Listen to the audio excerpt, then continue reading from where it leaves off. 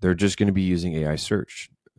I talked about the numbers. I can't quote them right now because I didn't research it before this episode again, but the numbers are quite compelling and are definitely trending into the route that people are going to be switching how they search and interact with the internet. And if you're going to switch how you interact with the internet, then you're changing who interacts with the internet. And if you are replacing the user's queries with AI queries, AI query values different things than a user does. A user values simplicity, quickness to answer, and just tell me like what I need to do, how I need to do it, and move on. And you want to be quick, brief, direct. Whereas AI doesn't like that. AI doesn't want you to just tell them the answer. AI wants to know why it is the answer and how you got to that answer and what's the background behind the answer and what's your thought process, all these things. AI needs to be able to navigate the website and understand the hierarchical structure of how things are pieced together and look through the metadata and be able to navigate the index of the website for it to be queryable. All of that stuff is way, way over what a human wants.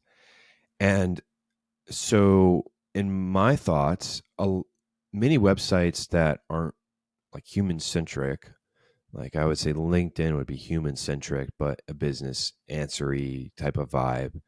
But a lot of these other ones are going to be shifting towards more technical content where the information isn't simple. The information is as detailed as you can be.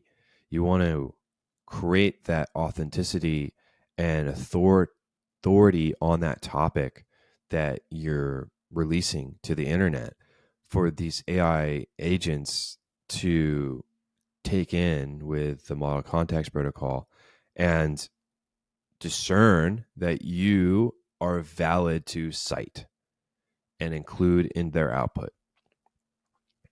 And then if the user's interested, hopefully they click on your website. But there's going to be a lot less clicking by humans and a lot more clicking by AI agents. And that's always been the case. Like a lot of the internet traffic are bots. But now with these changes, it's becoming increasingly apparent that we'll be shifting from strictly this SEO to AEO or GEO. It kind of depends on who you ask. This is like an ongoing change. So I don't think that there's a set nomenclature that's put in place on what to call it, but basically creating or optimizing your website for agentic search versus human search, which is a whole different ballgame.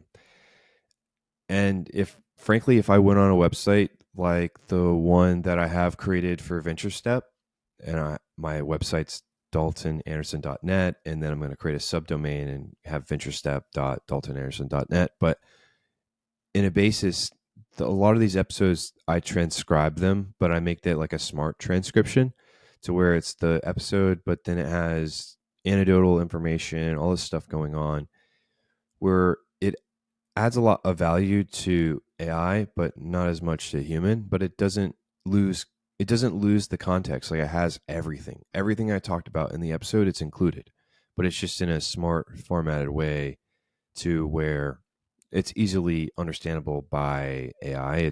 It has hierarchical headers and such on different topics, and then for humans, if they had a question, they could just search it and see it. And that's the hope, where it's not really made for humans to search, it's made for AI. And if humans want to search it, then they have plenty of context and can understand.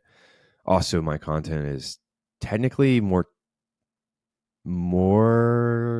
AI centric and technical.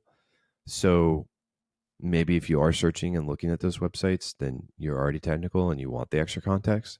But a lot of people just want it to be direct. Tell me what I need to do and I'll do it. I've got other things to do. I don't want to waste an hour reading this nonsense.